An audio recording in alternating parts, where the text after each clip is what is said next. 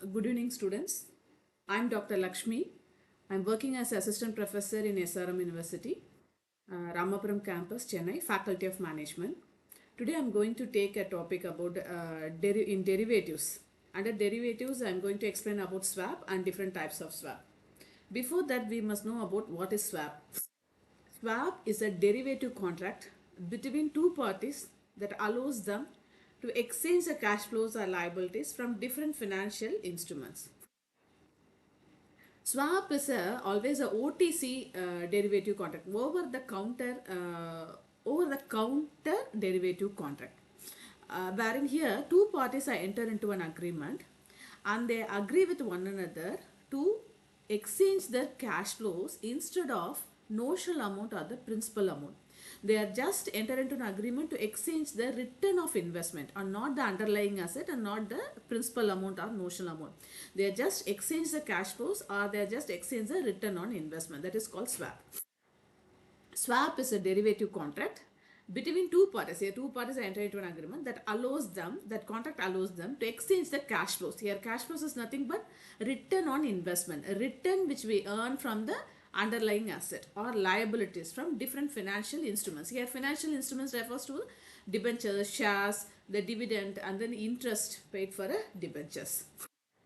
So, both the parties exchange some cash flows and how they will earn profit will be seen in the different types of swaps. First one is credit default swap.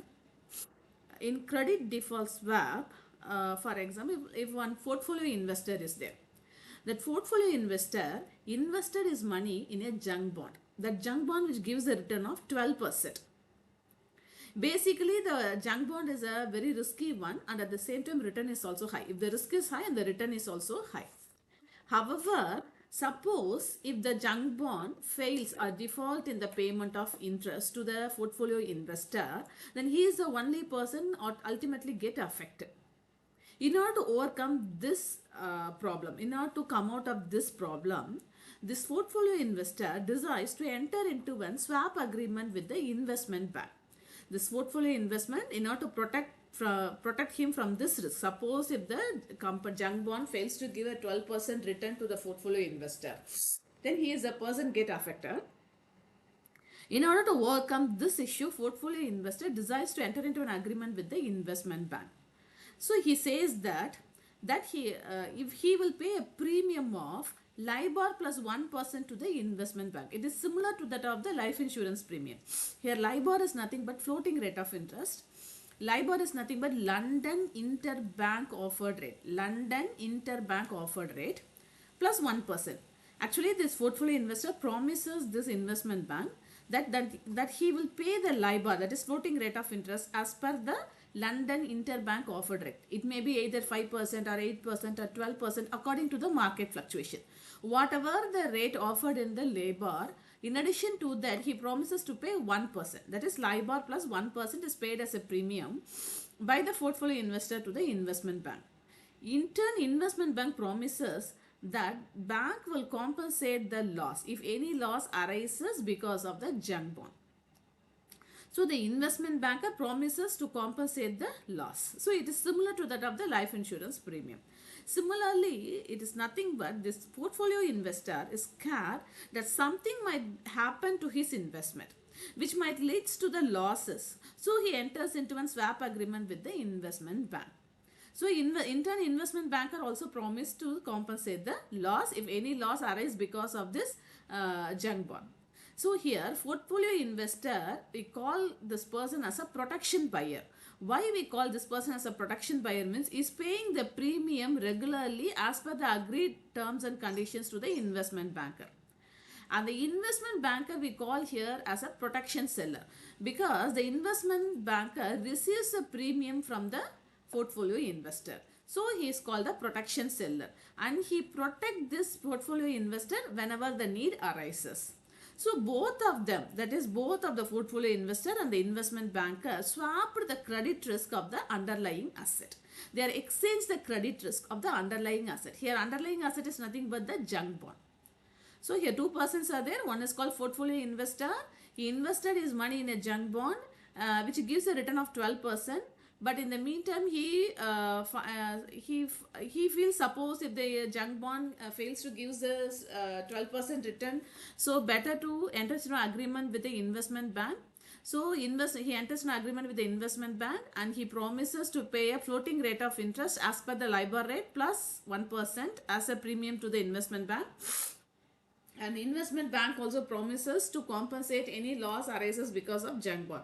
So the portfolio investor we call here as a portfolio as a protection buyer because he's paying the premium, and the investment banker we call here as a protection seller. So both of the persons are entered into a swap agreement, that is swap the credit risk of the underlying asset. Here underlying asset is nothing but the junk bond.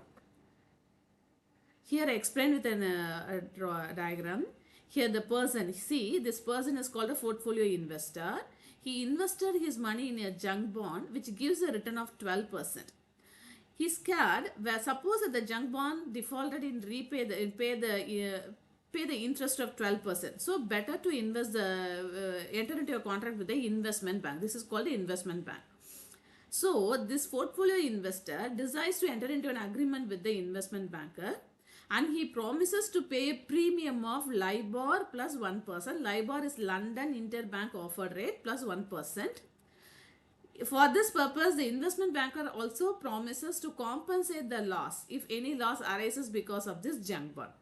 So this investment portfolio investor is called protection buyer because he's paying the premium, and this investment bank we call this here as a protection seller. So this is the actual explanation of the credit default risk. There are certain examples of credit events here. What are all the at what time this investment bank compensate the loss to the portfolio investor? For example, first one is default in interest payment. Suppose if the company fails to pay the interest payment, 12% interest payment to the 12% interest payment of the junk bond to the investor, then in such circumstances, investment bank compensate the loss of this 12%.